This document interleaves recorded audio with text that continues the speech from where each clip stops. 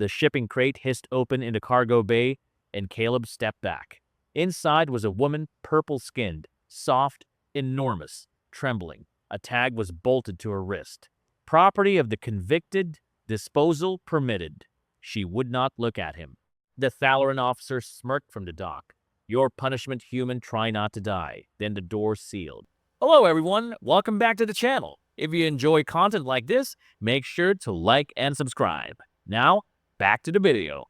The Thalaran outpost smelled like cold metal and citrus disinfectant, and Caleb Marsh had learned long ago to breathe through his mouth when he docked here. He stood at the edge of his cargo ramp with a datapad in one hand and a stylus tucked behind his ear, watching the loaders move past him in their pale silver uniforms. None of them looked at him. They never did. Humans were tolerated at this rim outpost the way one tolerated a fly that had not yet landed onto food. He was a small man by their standards. 5'10", broad-shouldered, dark hair going prematurely gray at the temples. His freighter, the Halcyon Drift, was an old hauler held together by patches, prayer, and his own stubborn hands. He flew to routes no one else wanted because the pay was steady and the questions were few. That was the arrangement. That was the life. The Thalarans towered around him, slender and long-limbed, their skin a polished gray blue that caught the dock lights like wet stone. They moved with a dancer's economy. Every one of them was thin. Painfully, deliberately, identically thin. Caleb had been flying their trade lanes for 6 years, and he had never once seen a Thalaran who was not. He signed the last of the manifests and turned to head back into the Halcyon when the dock supervisor stepped into his path. Pilot Marsh. Caleb stopped. He had never been addressed by name on this dock before. You have been selected to receive a transfer of property from the High Council of Thalor. The matter has already been processed. You will accept delivery now. Caleb blinked. I didn't order anything. It is not an order. It is a gift. The supervisor's mouth did something that was almost a smile, or a punishment. The distinction is academic. Before Caleb could ask what that meant, a hover crate the size of a small shuttle drifted down the dock toward him, escorted by 2 armed officers, and, on a raised observation platform above, a figure he recognized only from broadcast feeds. Magistrate Corvan stood with his hands folded behind his back, watching the proceedings with a mild interest of a man watching insects. The crate settled with a hiss of pressure venting. The locking bolts disengaged one by one, slow and ceremonial. Caleb felt the loaders around him pause in their work to watch. A few of them were smirking. The front panel of the crate lowered. Inside was a woman. She was Thalaran. That much was immediate. The gray-blue skin, the long ears swept back along her skull, the faint bioluminescent markings along her collarbones. But she was unlike any Thalaran Caleb had ever seen. She was soft. She was heavy. She filled the interior of the crate in a way the crate had clearly not been designed to accommodate. Her arms were thick, her thighs pressed together, her stomach folded forward over the restraint that held her seated. Her hair was a tangled dark mass falling around a round face that was, even through the swelling of recent tears, undeniably beautiful. She did not look up. A metal tag had been bolted through the skin of her left wrist. Caleb could read enough Thalaran script to make out the words, property of the convicted. Disposal permitted. His stomach turned over. This is Subject Vera, the supervisor announced, loud enough for the watching dock to hear. Formerly of House Velis, she has been classified as shame burden by ruling of the High Council. Her sentence is permanent exile in the custody of a lesser species. You, Pilot Marsh, are the lesser species. Laughter rippled along the dock. One of the loaders actually clapped. You may do with her as you wish, the supervisor continued. Labor, sale, disposal. The council retains no further interest. Documentation is filed. The transaction is closed. Caleb's mouth had gone dry. He looked up at the platform, at Magistrate Corvan, and Corvan met his eyes with the bored satisfaction of a man who had personally chosen the punchline of the joke. Why? Caleb said. His voice came out hoarser than he wanted. The supervisor tilted his head. Why what? Why her? Why me? You shorted us 4 crates of nutrient paste last quarter, Pilot Marsh. The council requires that every offense be met with a corresponding response. You are being responded to. The supervisor's almost smile returned. Try not to die. The paperwork is troublesome. The officers were already retreating. The dock workers were already turning back to their tasks. The entertainment finished. Above, Corvan gave the smallest nod and walked away from the railing. Caleb stood alone with the crate. He stepped forward. The woman Vira flinched so hard the restraint creaked. She still had not looked at him. Her shoulders were drawn up around her ears, her whole body braced for the first blow. She had been waiting for it, Caleb realized, since the moment the crate had been sealed. Maybe longer. He swallowed. He set the datapad down on the deck. He raised both his hands so she could see them, empty. Hey, he said softly. The Thalaran word for safe came out clumsy on his tongue, but he tried it anyway. Velen. You're Velen. Okay? She did not answer. A single tear traced down the curve of her cheek and disappeared into the collar of the gray shift she was wearing. Caleb pressed the override on the crate's restraint. The clamp around her waist released with a soft click. She did not move. He stepped back, giving her space, and then he turned and walked to the cargo bay controls. He sealed the outer doors of the Halcyon Drift. The sound of the dock cut off into silence. When he came back, she had still not moved. He knelt down at the far edge of the bay, well outside arm's reach, and sat cross-legged on the deck plate so that for the first time since the crate had opened, he was lower than she was. My name is Caleb, he said quietly. He pulled a small cutting tool from his belt. Her eyes finally flickered to it. She closed them. I'm going to take the tag off your wrist, he said. That's all, I promise. He crossed the bay slowly. His hands were shaking when he reached her, and he hated that they were because he did not want her to think the shaking was anger. He worked the bolt free as gently as he could. The tag came away with a small, wet sound, and he set it on the floor and crushed it under his boot until the script was unreadable. Vera did not open her eyes. But somewhere deep in her chest, a sound escaped her that was not quite a sob and not quite a breath. Caleb sat back on his heels in the quiet of his own ship and looked at the woman the Thalarans had thrown away, and he did not yet know what he was going to do. He only knew he was not going to do what they wanted. The Halcyon Drift pulled away from the Thalaran outpost 6 hours later, and Caleb did not breathe properly until the dock was a pinprick on the rear monitor. He had filed a routine departure, paid his fees, signed the same forms he always signed. No one had stopped him. No one had even glanced twice. The council had washed its hands of the woman in his cargo bay, and that, apparently, was that. He set the autopilot for a long, curving route through empty space. Nowhere in particular. He needed time to think, and he needed her to have time to be somewhere that was not a crate. Vera had not spoken. She had not eaten. She had not, as far as he could tell, slept. He had moved her, or rather, he had invited her to move.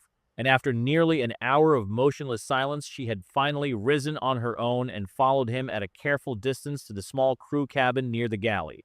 It was his cabin, the only real one on the ship. The bunk was wide enough for someone her size, and the door locked from the inside, and that was what mattered. He had shown her the lock twice, very slowly so she could see it was for her use and not his. Then he had backed out of the room, said goodnight in his clumsy Thalaran, and closed the door behind him. He slept in the cockpit that night, curled in the pilot's chair with his jacket draped over his shoulders. He did not sleep well. 2 days passed. She did not come out. Caleb left meals at the door. Simple things. A bowl of warm grain porridge, sliced fruit from the cold locker, a flask of water sealed with a cap still on so she could see it had not been opened. He knocked once, each time, said her name softly, and walked away. Every tray came back untouched. On the second night, he sat against the wall outside her door with his knees drawn up and his head tipped back against the bulkhead and spoke to her through the metal. You don't have to eat it, he said. I just don't want you to be hungry. There was no answer, but he thought he heard very faintly, the sound of someone breathing on the other side of the door. He tried again. The food isn't drugged. I know you think it might be. I would think it might be too. He rubbed his face with one hand. I don't have a way to prove that to you. I'm sorry. Silence. He stayed there for a long time before he got up and went back to the cockpit. On the third morning, the tray outside her door was empty. Caleb stared at it for a long moment before he understood. The porridge was gone. The water flask had been opened, drained, and the cap carefully replaced. The bowl had been stacked neatly on top of the cup. He did not knock. He did not say anything. He simply picked up the dishes and went to the galley and made her another meal, and this time he added a small piece of honeyed bread that Senna had sent him off with months ago and that he had been saving for no good reason. When he came back 10 minutes later to leave the new tray, the door to the cabin was open a finger's width. He froze. A single gray-blue eye was watching him through the gap. Caleb set the tray down very slowly. He took 2 steps back. He sat down on the floor of the corridor, well out of reach, the way he had in the cargo bay, and he waited. The door opened a little wider, then a little wider. Vera stood in the threshold in the gray shift she had arrived in, her hair tangled around her shoulders, her hands clasped in front of her stomach as though she were trying to make herself smaller. It did not work. She was not built for smaller. She looked at the tray, she looked at him, she looked at the tray again. It's yours, Caleb said quietly. She knelt slowly, carefully, the floor creaking faintly under her weight, and picked up the bread. She held it in both hands like something fragile. And then she began to cry. Not the silent tears of the dock, real crying. The kind that came up from somewhere deep and old, the kind that shook her whole body.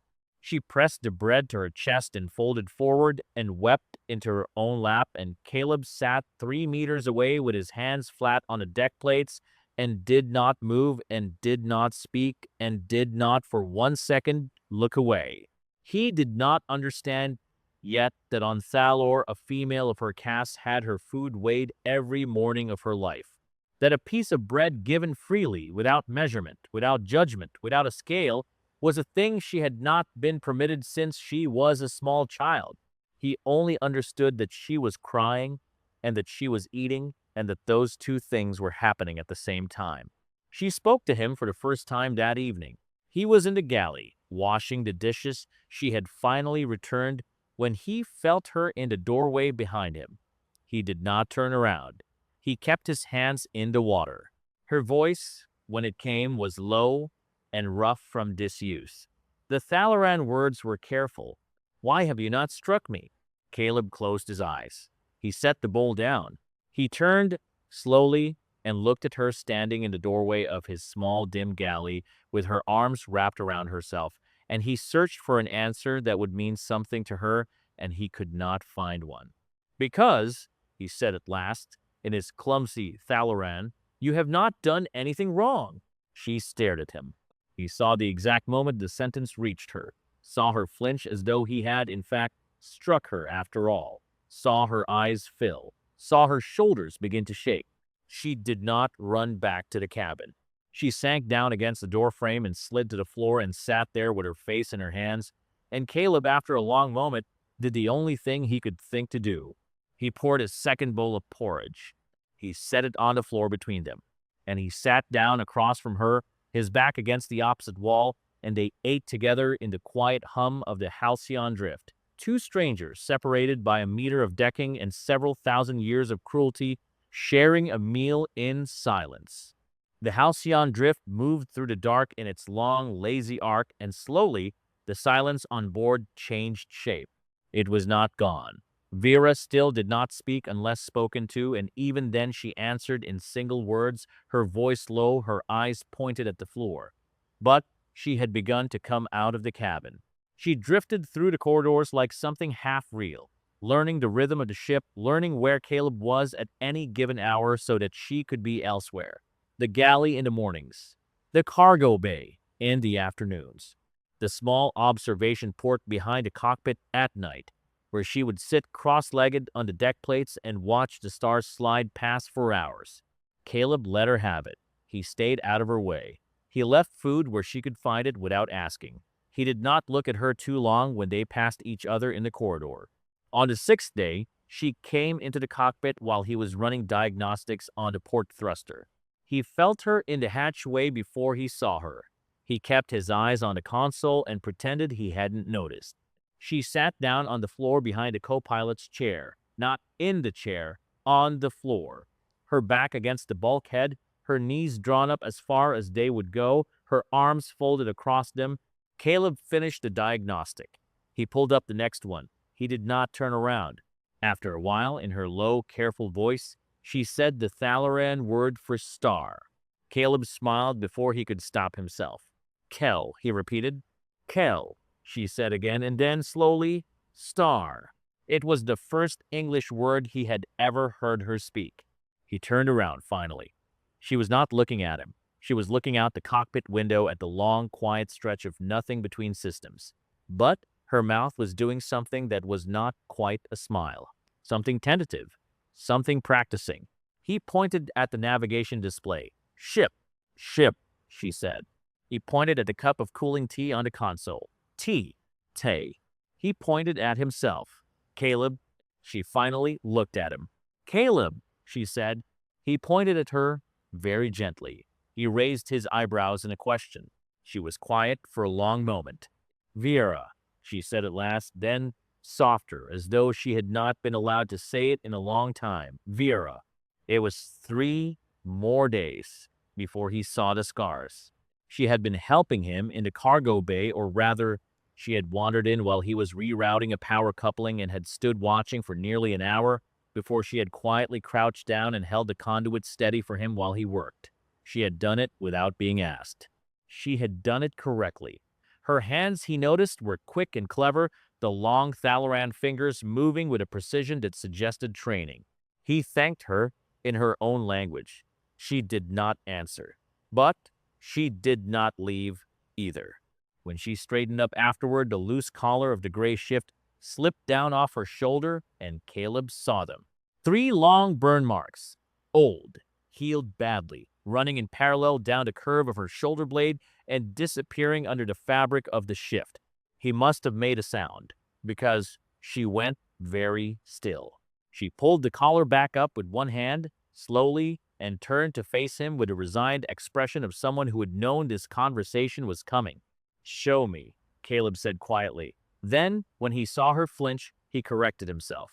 Only if you want to, you don't have to. For a long time, she did not move.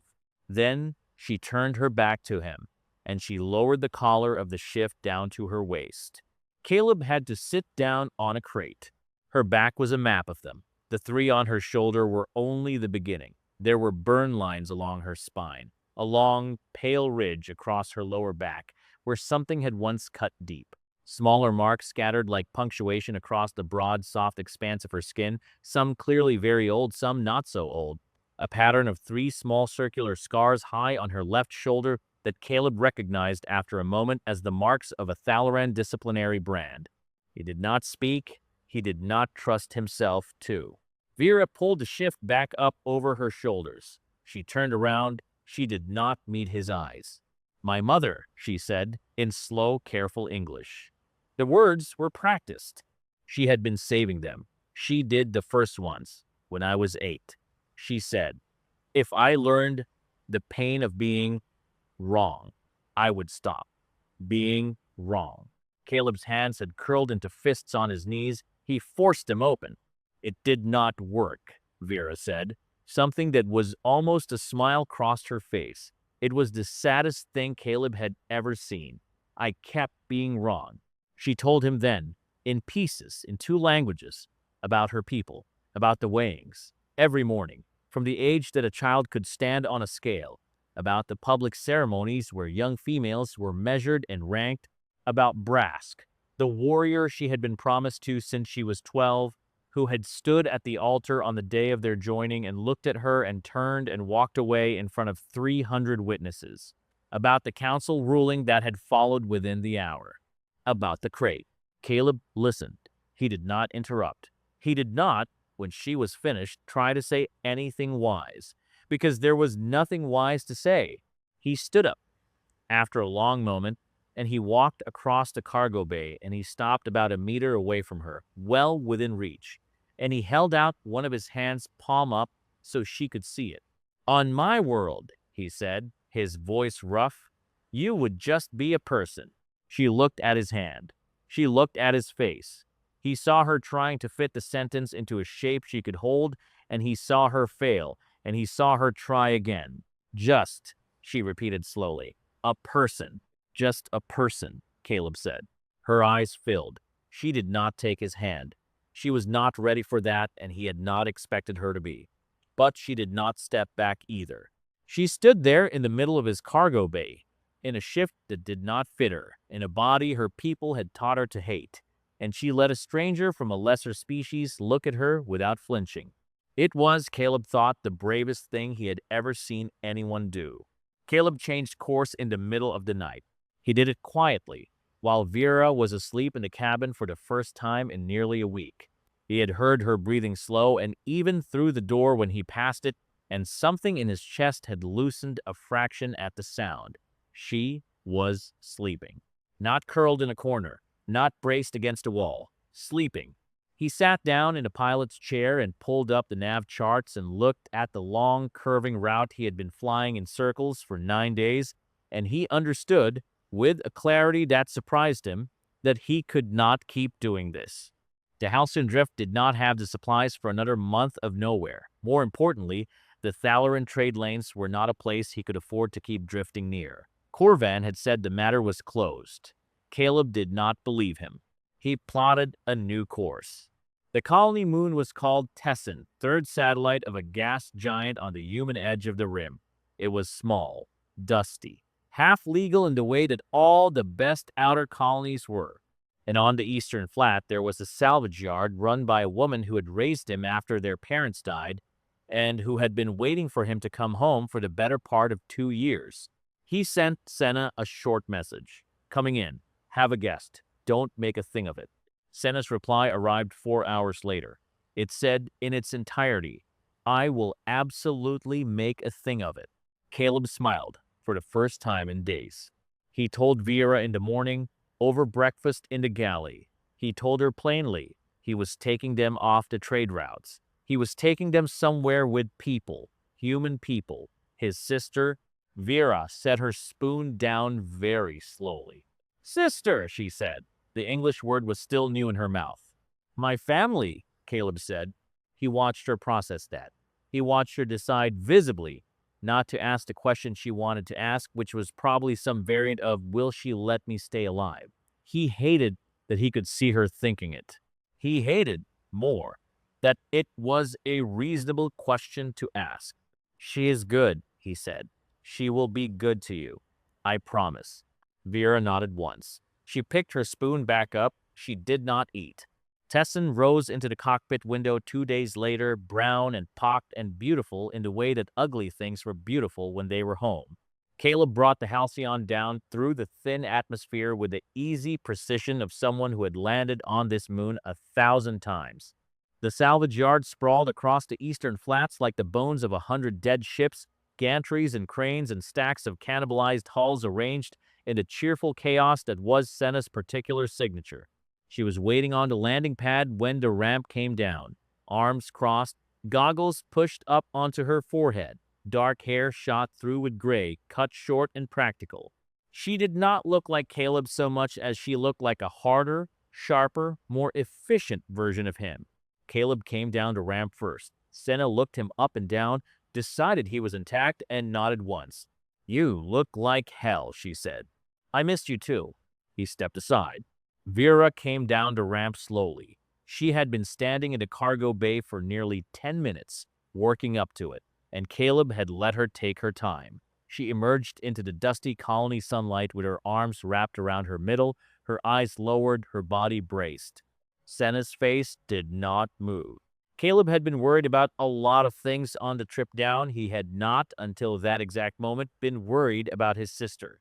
Now he watched her face and understood that he should have been, because Senna's expression had gone completely still in a way he recognized from childhood. It was the look she got right before she did something that could not be taken back. She walked forward. Vera flinched. Senna stopped about a meter away from her. She did not reach out. She did not raise her voice. She looked up at Vira, who was taller than her by a full head, even hunched, and she spoke quietly, in plain, even English. My brother brought you here, Senna said. That means your family. That means nobody touches you on this moon. Not them, not anyone. Vera stared at her. Do you understand me? Senna said. It was not a question. Vera nodded, very slowly. Senna nodded back. The matter was settled. She turned to Caleb. She needs clothes that fit. She needs a real bed. She needs about 3,000 calories in a bath. In that order, probably. Get her settled. I'll handle the yard. She walked off across the landing pad without waiting for an answer. Already shouting at one of her crew about a hauler engine, Caleb looked at Vera. Vera was still standing very still, watching Senna's retreating back. That was her being welcoming, Caleb said. Vera made a small sound. It took him a moment to recognize that it was a laugh. The first one, a short, startled exhale, gone almost before it was there. But it had happened. The clothes were the thing that broke her. Senna had gone into her own closet and pulled out a stack of soft, worn things, a long tunic, loose trousers, a thick wool overshirt, and had set them on the bed in the guest room without ceremony and walked out. When Vira unfolded the tunic and held it up against herself, Caleb saw her hands begin to shake. It fit her. That was the thing. It had been made for a body like hers, and it fit her, and nothing in her life had ever fit her before. She stood in the doorway of the guest room in Senna's clothes 10 minutes later, and she looked at Caleb, and her eyes were full, and she did not have the words for what she wanted to say in either language. He understood anyway. That night, after Vera had eaten more food in one sitting than Caleb had ever seen her eat and had fallen asleep almost mid-sentence on the couch, Senna pulled him out onto the porch and handed him a beer. They stood in the cool, dry dark, looking out at the yard, the colony lights faint on the horizon. You know what this is, Senna said. Not a question. I don't, Caleb said. I really don't, Sen.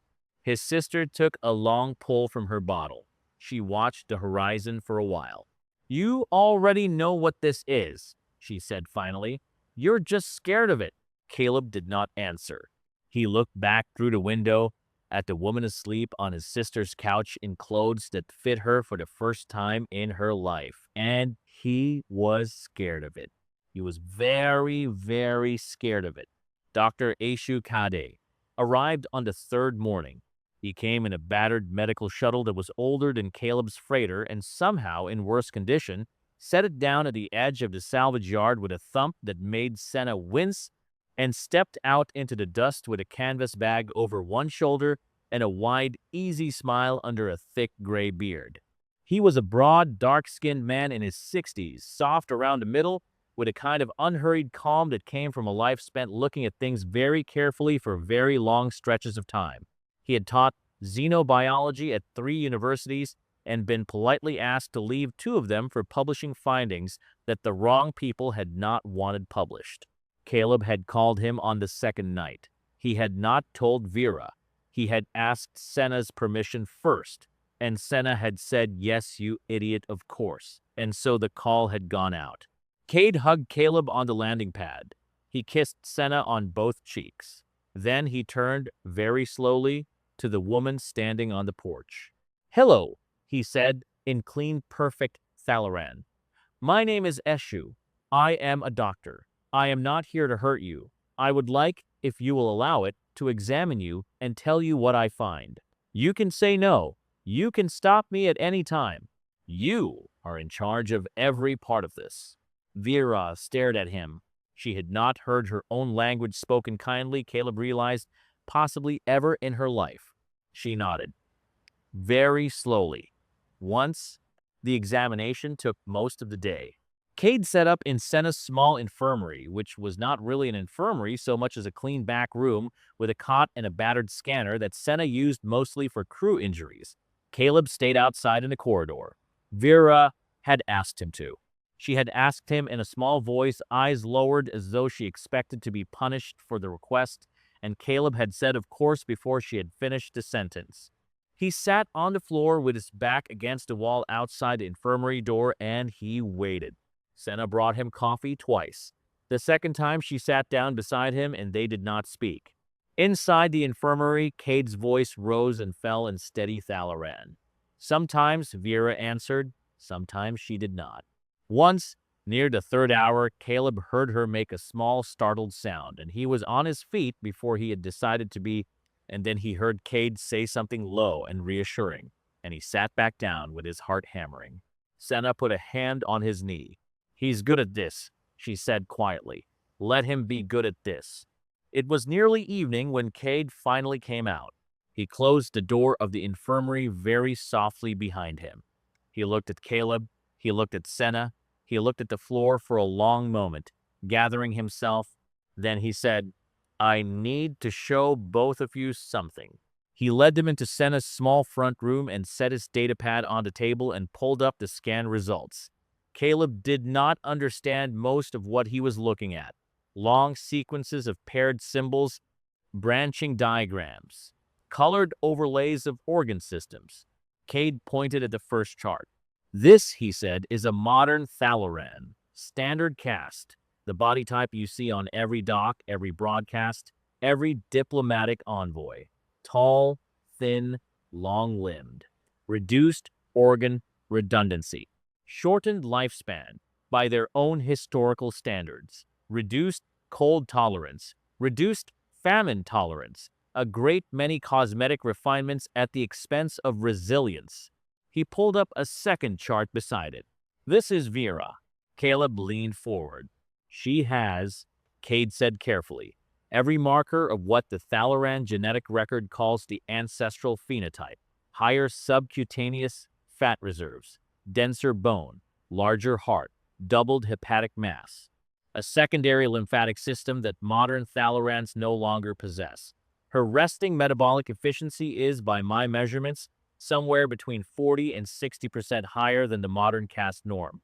Her projected lifespan, if she is not killed by external causes, is in the range of 230 to 270 standard years." Senna had gone very still. "How long does a modern one live?" she asked. 90, Cade said, "on a good day." Caleb's mouth was dry. "You're telling me," he said slowly, "that she is not deformed." "I am telling you," Cade said, "that she is what her species used to be. About 600 standard years ago, the Thalaran ruling castes began a selective breeding program. They called the ancestral form. They called it shame burden. They made the new form the only acceptable form. They have spent 6 centuries pretending that the people who still occasionally carry the old genes are mistakes." He looked at the closed infirmary door. His mouth was a hard line in his beard. "They are not mistakes. They are the original. The council has been lying to its own people for 20 generations." Senna said something in a language Caleb had never heard her use before. It sounded like a curse. "Does she know?" Caleb said. "Not yet." "Will it help her?" Cade was quiet for a long time. "I don't know," he said honestly. "She has been told her whole life that her body is a failure. The truth is that her body is a triumph.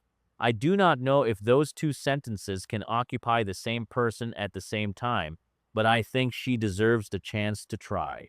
Caleb went in alone. Vera was sitting on the edge of the cot in Senna's borrowed tunic, her hands folded in her lap, her eyes lowered. She did not look up when he came in. She had been preparing herself, he realized, for whatever bad news was coming. He sat down on the cot beside her, not touching. "Close," he told her, in his clumsy, patient Thalaran, with Cade's words written on his hand for the ones he did not know, what the scans had found.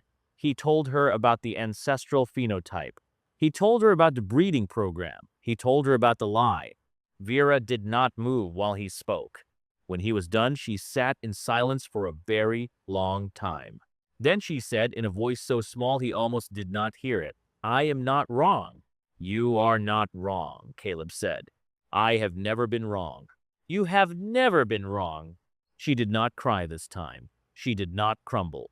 She sat very still on the edge of the cot, and Caleb watched something happen behind her eyes that he did not have a word for. Something old and tired and patient was rearranging itself. Something that had been holding her shoulders down her entire life was very slowly beginning to let go.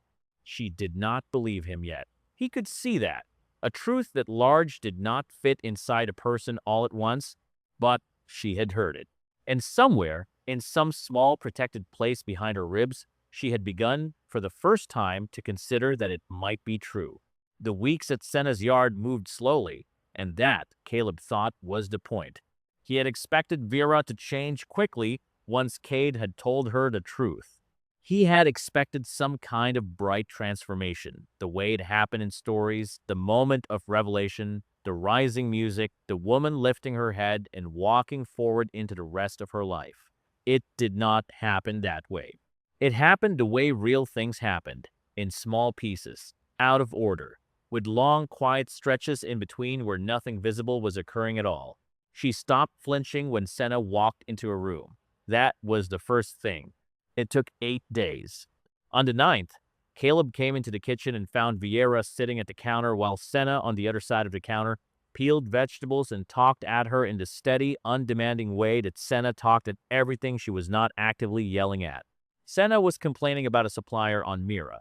Vera was not really listening. She was holding a mug of something warm in both hands and watching Senna's knife move across the cutting board with the kind of soft attention people gave to a fire. Caleb stood in the doorway for nearly a minute before either of them noticed him.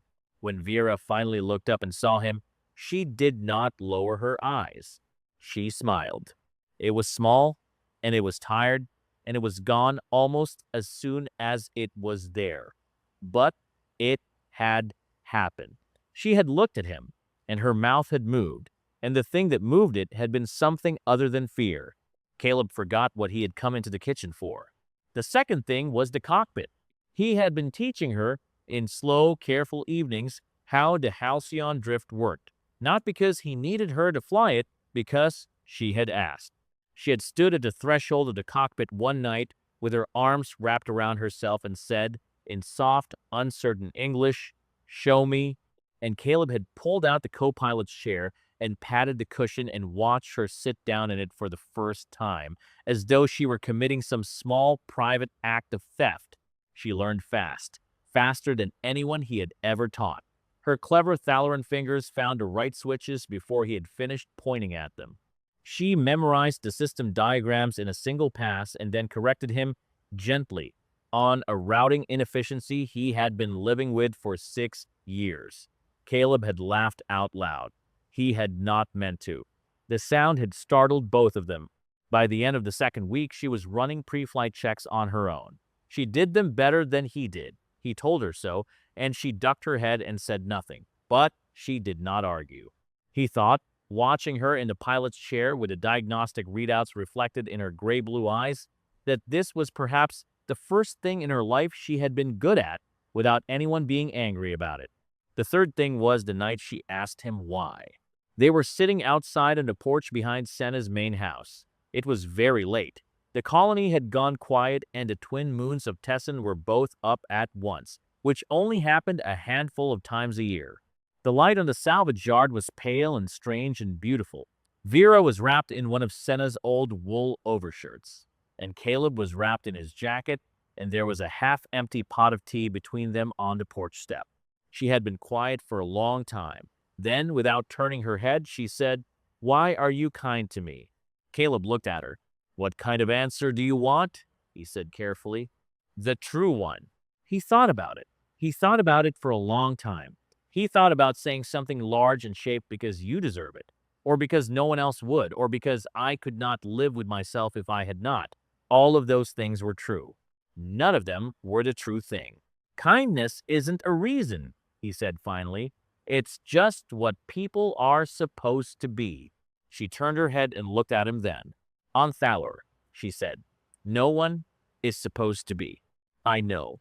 It is very hard," she said, "to understand a place where people are supposed to be." "I know." She looked back out at the yard. The wind moved through the gantries and made a low metal sound that was almost like singing. "I am trying to understand it," she said. "Take your time," Caleb said. She did not answer. But after a long while, when the second moon had climbed another finger's width up the sky, she leaned sideways without a word and rested her head against his shoulder. Caleb did not move for an hour. He could not have moved if the ship had been on fire. She fell asleep there, her breath slow and warm against his collarbone, the weight of her head a thing he had not known he had been waiting to feel. He sat with her in the cold, dry quiet of his sister's porch and looked at the salvage yard he had grown up in and understood with a calm that surprised him that he was in love with her. It was not a revelation, it was a recognition. The shape of the thing had been there for weeks. He had just not let himself name it. He did not wake her. He did not pull a blanket over her, because he could not reach one without disturbing her. He sat very still in the cold and watched the twin moons cross the sky, and somewhere around dawn, Senna opened the back door, took one look at the two of them, made an irritated "hm" sound that was not actually irritated at all, and went and got a blanket and draped it over both of them and went back inside without saying a word. Vera began, in those weeks, to see herself differently. It was not a clean process. There were mornings when she went very quiet, when Caleb would find her sitting in the cabin of the Halcyon with her hands pressed flat against her thighs, as though she were trying to confirm they were real. There were nights when she would not eat, when the old training reached up out of her and took hold of her wrist before it could lift a spoon. There were moments when she caught her own reflection in the polished hull of a salvage ship and looked away as though she had been struck. But the moments grew further apart, and in between them something new was growing. She laughed at one of Senna's jokes, once a real laugh surprised out of her. She corrected Caleb's Thalaran pronunciation with something that was almost teasing. She walked across the yard one afternoon with her shoulders down instead of up, her arms at her sides instead of folded around her middle, and Caleb, watching her from the porch, felt his throat close. She was not, yet, a woman who believed she was loved. But she was, for the first time, a woman who was beginning to believe she was allowed to be. On Thalor, in the high white chambers of the council spire, Magistrate Corvan was reading a report he did not want to be reading. It had crossed his desk because of an automated trade monitoring flag, a routine cross-reference, the kind of thing that should never have produced anything of interest. A xenobiology paper had been submitted for peer review on a human academic network. The author was a Dr. Aishu Cade. The subject was Thalaran genetic heritage. The paper had not yet been published, but its abstract had been logged in a public database, and the council's quiet little search algorithms had found 3 words in it that they had been instructed 600 years ago to flag without exception: ancestral phenotype, living. Corvan set the datapad down on his polished black desk with great care, because if he had set it down any harder, he would have shattered it. He summoned his aide. He summoned the records office.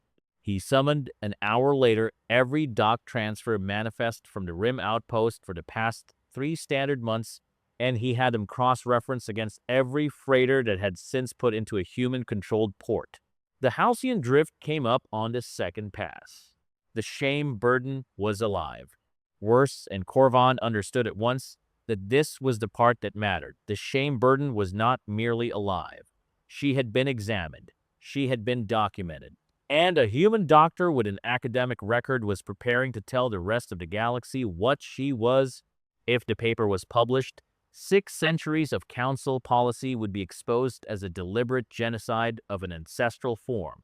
Every ruling family on Thalor would face questions they could not answer. Every weighing ceremony would be revealed as a ritual of erasure. The caste structure would not survive the week. One fat woman, in a human salvage yard, on a moon Corvan could not even find on the standard star chart, was about to end his civilization. He did not raise his voice. He did not stand up. He simply pressed the call stud on his desk and, in a perfectly level tone, asked for Captain Illyri to be sent in. Captain Illyri of the Enforcement Wing was a tall, thin Thalaran of the standard caste, 50 years old, decorated, efficient. She had spent 30 years carrying out the Council's quieter sentences, without asking what they were for. She was, in Corvan's private estimation, the most reliable instrument he had. He briefed her in the smallest room of the Council spire. He told her what the human doctor had found. He told her what would happen if the paper went out. He told her what he required. The shame burden was to be retrieved. The shame burden was to be returned to Thaler and publicly executed in the central plaza in front of broadcast cameras, and the execution was to be framed as the lawful conclusion of a sentence that had merely been delayed by human interference. The doctor's research was to be discredited as the deluded work of a human academic who had been duped by a defective specimen. The freighter pilot was to be killed if necessary, or imprisoned if convenient. The salvage yard was to be made an example of. Captain Illyri listened without expression. When Corvan was finished, she said only, "Understood." She turned to leave. Corvan stopped her at the door. "One more thing," he said. He told her that a volunteer had requested to lead the ground retrieval personally, a young warrior of House Velis, the shame burden's former betrothed. He had heard of the dispatch through channels he should not have had access to, and he had come to the council that morning to offer his service. Illyri's eyes narrowed, very slightly. Brask. "You disapprove." "I don't trust personal stakes in a clean operation, Magistrate." "His personal stake," Corvan said, "is precisely why I have approved him. He will not hesitate. He has too much to regain. Use him. Do not rely on him." Illyri inclined her head a fraction of a degree, which was as close to a salute as she ever gave anyone, and she left. The warning reached Caleb 4 days later. It came in the form of a short, scrambled transmission from a Thalaran dockworker named Vesh, a thin, nervous man who had loaded Caleb's freighter for years, and who had, on the day of the crate, been one of the few faces in the crowd that had not been smiling. The transmission was 16 seconds long. It said only that a retrieval order had been issued, that an enforcement vessel had departed Thalor under Captain Illyri's command, that a ground team under House Velis had been attached, and that the destination was Tessin. It ended with the word "go." Caleb sat in the cockpit of the Halcyon Drift and stared at the silent console for a long time. Then he stood up and went to find Vera. She was in the yard walking the rows of cannibalized hulls with Senna, learning the names of human ship classes. She had a smear of grease on her cheek. She was laughing at something Senna had said. The sound stopped Caleb in his tracks for half a second before he made himself keep walking. She saw his face and her laugh died. He told her plainly what the transmission had said. She did not speak for a long moment. Senna was already moving. Caleb could see her out of the corner of his eye, heading toward the comm shack at a fast walk, because Senna's first response to any threat had been the same since she was 11 years old, which was to start calling people. Vera looked at the ground. She looked at the Halcyon Drift sitting on its pad in the distance. She looked at her own hands, which were soft and heavy and clever and free. "We can run," Caleb said. His voice was low and tight. "We can be off this moon in an hour. I have routes. I have places. We don't have to do this." Vera was quiet. Then she lifted her head and looked at him, and her gray-blue eyes were dry and her mouth was very still, and she said, in slow, careful English, "I am tired of running." Caleb opened his mouth and closed it. "I have been running," she said, "since I was 8. She looked past him, at the salvage yard, at the porch where they had sat under the twin moons, at the halcyon that had become her home, at the small, impossible life she had been allowed to taste. "I would like," she said, "to stop." Caleb's throat closed. He nodded once, because he could not speak. Senna came back across the yard at a run. "I've got Kate on the line," she said. "He's almost done with the paper. I told him to finish it tonight." She looked between the two of them. Her jaw set. "And I'm calling every crew on this moon. If those bastards want her, they're going to have to come through all of us." Vera looked at Senna. She did not lower her eyes. "Thank you," she said clearly in English for the first time. Then in her own language, soft and certain, "Velan." Safe. She was offering it back. They had 2 days. Senna spent the first one on the comm. She sat in the small, cluttered shack at the edge of the yard with a headset clamped over her ears and a list on the wall and worked her way through every crew on Tessin and most of the crews on the 3 nearest moons. She did not explain the whole story to any of them. She did not have to. Senna Marsh had been pulled out of a collapsed mine by half the people on this list, and she had pulled the other half out of worse. And when she said, "I need you," the answer came back the same every time. By the end of the first day, there were 43 ships on her landing approach plot, and the salvage yard's main pad had begun to fill with hard, quiet people unloading hard, quiet equipment. Mining rigs, cutting torches. Old ship-mounted plasma lances that had been salvaged off military hulls and never quite handed back. A pair of mechanized loaders that Senna's foreman had been quietly modifying for 3 years for purposes he had never explained. Caleb stood on the porch and watched the yard fill up and did not know whether to laugh or sit down. "You called in a lot of favors," he said to Senna when she finally came up to the house for water. "I called in all of them," Senna said. "Don't get used to it." She drank half the glass in one pull. "Also, Kade is on his way back. He's bringing the paper, the raw data, and a hard line to every major xenobiology network in the sector. If it comes to it, he can release the whole thing on a 30-second delay. It's going to come to it." "I know." She squeezed his shoulder once, hard, and went back out to the yard. Caleb spent the second day with Vera. He did not plan to. He had meant to be useful. He had meant to help set defensive lines and check the Halcyon's shields and walk the perimeter with Senna's foreman. Instead, he found himself, around mid-morning, sitting on the floor of the guest room with his back against the wall while Vira braided her own hair for the first time in her life. She had asked him to teach her. She had seen Senna do it, and she had asked in a small, careful voice whether it was something she was allowed to do. Caleb had said, of course, and then he had realized that he did not actually know how to braid hair, and Senna had been called in, and Senna had shown her once, and then Senna had been called back out to deal with an arriving crew, and now Vera was sitting cross-legged on the bed practicing, her clever fingers moving slowly through the long, dark mass of it, her face concentrated. She did not look up when she spoke. "If I die tomorrow," she said, in steady English, "I would like you to know that I have been happy." Caleb's chest did something he was not going to be able to describe later. "You're not going to die tomorrow," he said. "I might." "You're not." She paused her braiding. She looked at him. "Caleb," she said very gently, "I might." He swallowed. "I have been happy," she said again. "I did not know that it was a thing that happened. I would like you to know." He could not answer. He nodded, because his throat would not work. She watched him for a moment, and then she went back to her braid, and the small, careful work of her hands was the only sound in the room for a long time. The Thalaran ships came at dawn. 2 of them. A long, sleek enforcement cruiser holding position in low orbit, and a single drop shuttle descending toward the salvage yard in a slow, controlled arc.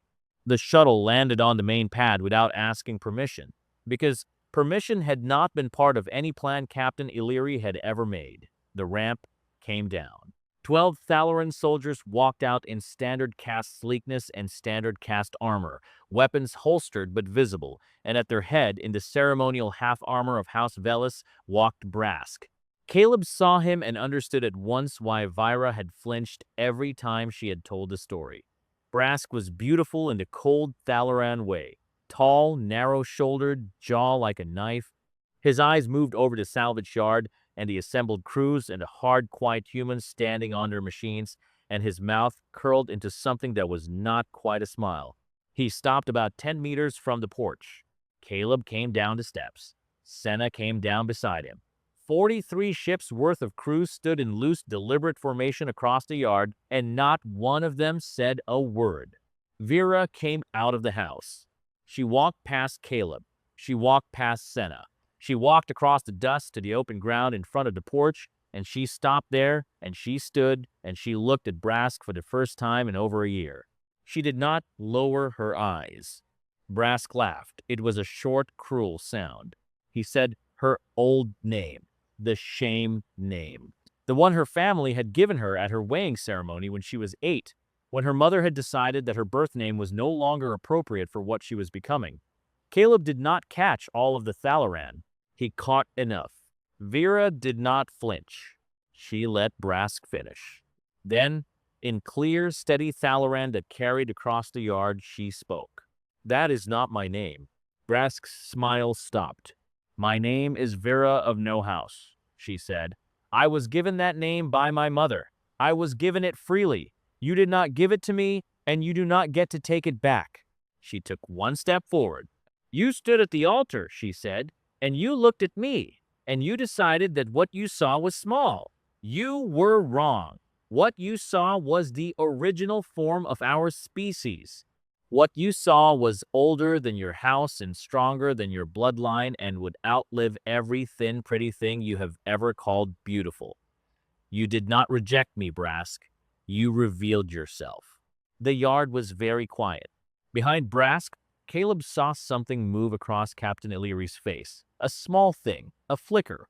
Illyri was a soldier of 30 years, and she had not been told to listen to this, and she was listening anyway. Caleb walked down off the porch.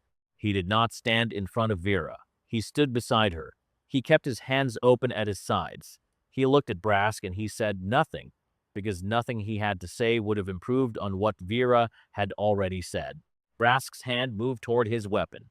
Two things happened at once. Captain Illyri stepped forward and put her own hand on Brask's wrist and held it there. And in the calm shack at the edge of the yard, Dr. Aishu Kade, who had landed 3 hours before, leaned over a console and pressed send. The packet went out at the speed of light. It did not look like much from the comm shack. A small green indicator blinked once and went solid. Cade leaned back in the chair and exhaled a long, slow breath he had been holding for what felt like 600 years. The paper was loose in the sector now. Every major xenobiology network, every academic press, every long-range news relay that fed the inhabited rim, the raw scan data was attached. The genetic comparison tables were attached. The historical council records that Cade had pulled out of 3 different archives over the past 40 years and never published, because he had never had a living counterexample to attach them to. Those were attached too. He sat alone in the small, dim shack for a moment, listening to the hum of the transmitter, and he thought very simply, good. Then he stood up and walked out into the yard. The yard was still frozen in the tableau Caleb had last seen. Brask's hand on his weapon. Captain Illyri's hand on his wrist. Vera standing in the open ground with her chin lifted. Caleb beside her. 43 crews behind them, very still, very quiet. The drop shuttle ramp open. The dust hanging in the early morning light. It held for another 3 seconds. Then the comm units on every Thalaran soldier's belt chimed at once. It was a small sound, polite even, the council's standard priority notification, the kind of chime that meant a piece of public information had just been pushed to every Thalaran citizen with a registered comm device anywhere within sector range, and that the citizen was expected to acknowledge it within the hour. 12 soldiers looked down at their belts. Captain Illyri did not. She kept her hand on Brask's wrist. But the soldier nearest to her looked at her comm screen, and then looked at the soldier beside him, and then looked at her screen again, and then very slowly raised her head and stared at Vyra with an expression Caleb could not read. The soldier next to her made a sound. A small involuntary one. Another soldier, further back into formation, sat down. Just sat down, in the dust, in full armor as though her legs had stopped working. The soldier next to her did not even notice. He was reading. Brask had not yet looked at his comm. He was still staring at Vyra. His hand was still under Illyri's. His jaw was tight. "Captain," he said in low Thalaran, "release me." "No," Illyri said. "Captain." "No." Brask. His head whipped around toward her. He saw her face. He saw what was on it. He understood, perhaps for the first time in his life, that he was not the most important person in the room. He yanked his arm free of her grip and went for his weapon anyway. 3 of his own soldiers had him on the ground before he cleared the holster. It was done very quickly, very professionally. No one shouted. One of the soldiers, the young one who had sat down in the dust, who had now stood back up, kept her knee on the small of his back and her hand on the back of his neck, and did not look at him while she did it. Her eyes were on Vera. Her eyes were full. Captain Illyri stepped past the pile of her own men and walked alone across the open ground. She stopped 3 meters from Vera. She looked at her for a long moment. Then, in clean, formal Thalaran, in a voice that carried, she said, "I had a cousin." Vera did not speak. "She was disposed of when I was 17, Illyri said. She was 12. She had begun to round in a way that her mother could not correct. The council ruling was filed in the usual way. I attended the ceremony because my family required it. I have not spoken her name in 33 years. I am going to speak it now." She said the name. Vera closed her eyes. "I am Captain Illyri of the Enforcement Wing," Illyri said. "I have served the council for 30 years. I have carried out 146 sentences. I will not be carrying out a 147th today." She turned, very slowly, to face her remaining soldiers. "Stand down," she said. Every weapon in the Talaran formation lowered at once. Across the sector, the packet was already doing its work. On Thalar itself, in the broad plazas of the capital, the first protests began within the hour. They were quiet at first. A handful of citizens standing in the central square holding up their comm screens, the abstract of Kade's paper displayed in plain Thalaran.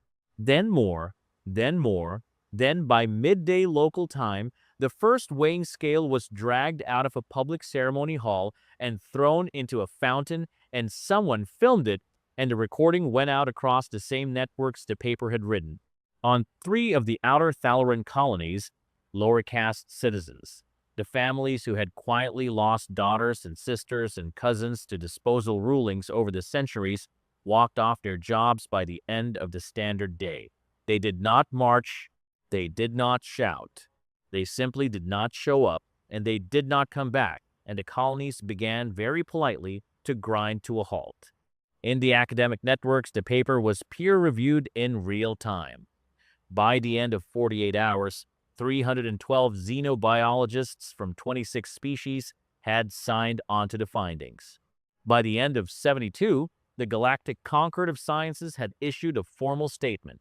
In the white chambers of the council's spire, Magistrate Corvan attempted to release a counter-statement. He did not get to finish drafting it.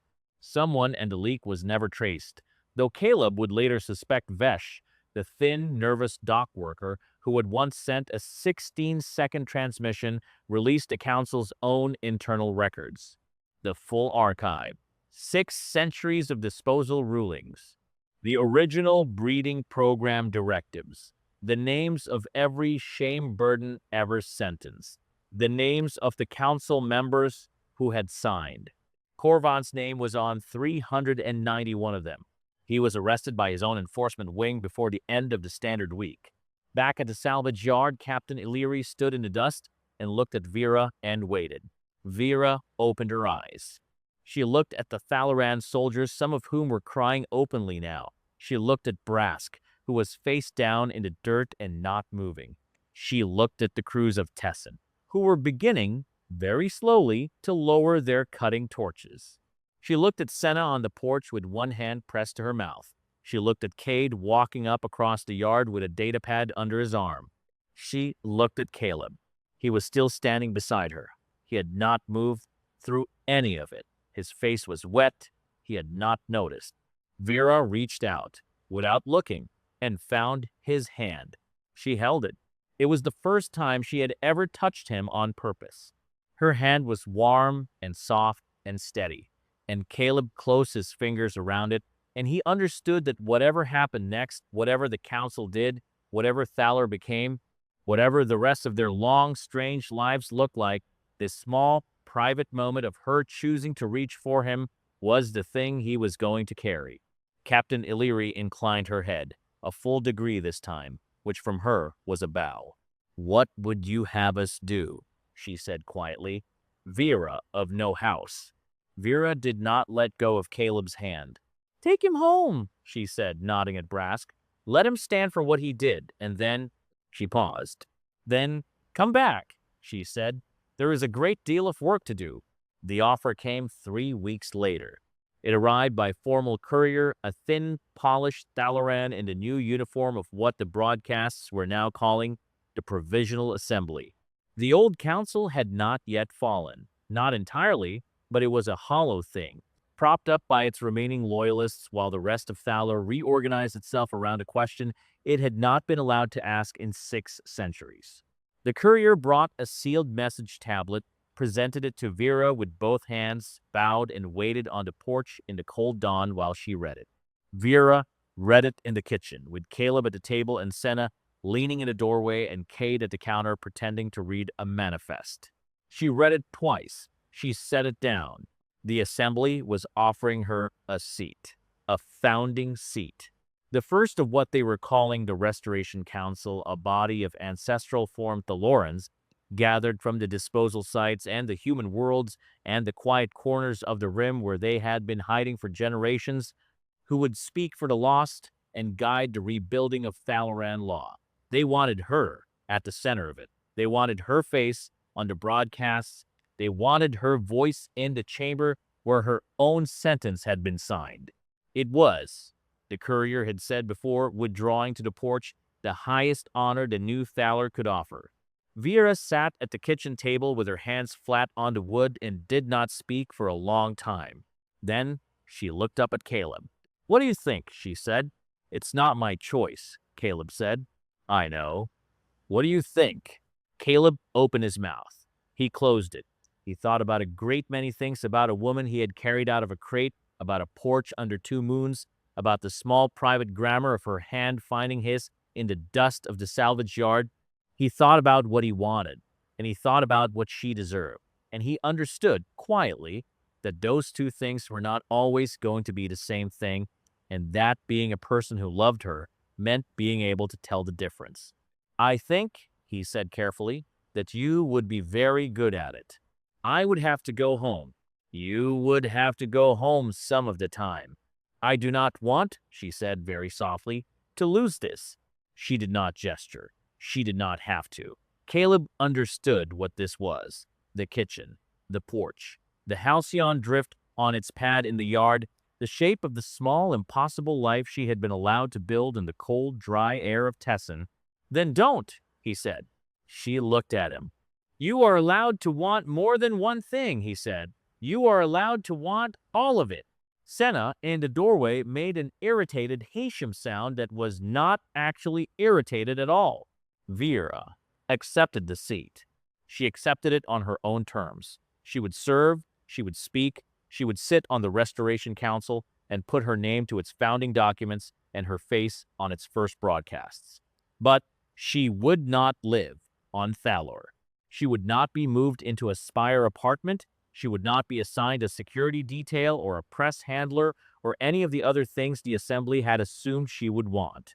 She would commute the way working people commuted, from a salvage yard on a colony moon to the capital of her ancestral world on a battered freighter flown by a man named Caleb Marsh.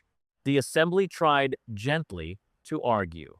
She did not argue back. She simply repeated her terms in the same calm, steady voice she had used at the altar in the salvage yard, until the Assembly understood that this was not a negotiation. They agreed. She married Caleb at the end of the next month. It was a small ceremony. Senna officiated on the grounds that she had a license for it that she had acquired years ago for reasons she refused to explain. They held it in the salvage yard, on the open ground where Vera had once stood and faced Brask, because Vera had said quietly that she wanted to overwrite that dust with something better. The crews of Tessin came. Cade came, in a soft gray jacket that almost fit him. Captain Illyri came, in plain clothes for the first time in 30 years, with two of the soldiers from the drop shuttle beside her. Vesh, the dock worker, came, looking thin and nervous and very, very proud. Vera wore a long, pale dress that Senna had made by hand over 6 weeks of evenings, cut to fit her exactly, with no seam pulling anywhere on her body. She walked across the dust in it on her own, without anyone to give her away, because no one on this moon or any other had ever owned her. Caleb was crying before she reached him. He was not embarrassed about it. He took her hand when she offered it and held on.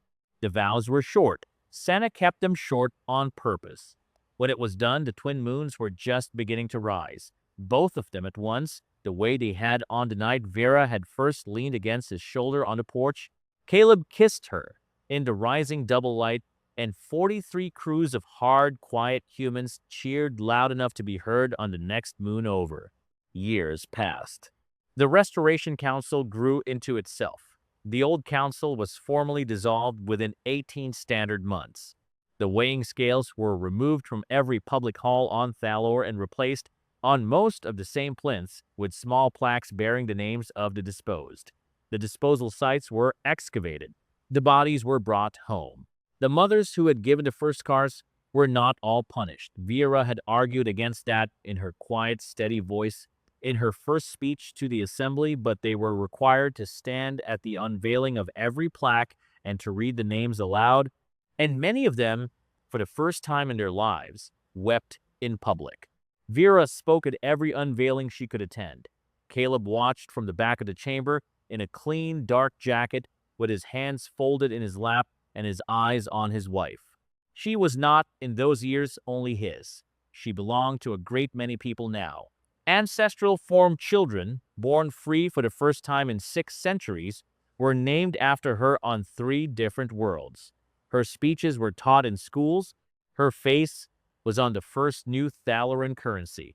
She bore it all with the same calm she had once used to face Brask in the dust, and at the end of every long week, she came home to Tessin on a battered freighter and took off her shoes in the kitchen and ate dinner with her husband and her sister-in-law on a porch under 2 moons. The cargo bay of the Halcyon Drift, the same bay that had once held a sealed crate, was emptied of trade goods and refitted as something else, a transport hold, a safe room. Caleb and Vira ran a quiet route along the rim, picking up ancestral form Thalarans who had been hidden by their families, smuggling them home to the new Thalar, one at a time, free of charge. They never advertised it. They did not need to. Word traveled. On the final evening of this story, Caleb stood on the porch with a cup of tea and watched Vera walk across the yard from the freighter. A small, ancestral form child on her hip, the child's mother walking beside her, both of them laughing about something he could not hear. The twin moons were up, the yard was gold and quiet. Senna was somewhere inside yelling at a supplier. Vera looked up and saw him on the porch. She smiled. It was not small anymore. It was not tentative. It was the full, open smile of a woman who had been told her entire life that she was wrong, and who had decided, in the end, that she was not. Caleb smiled back. If you enjoyed this video, please like, subscribe.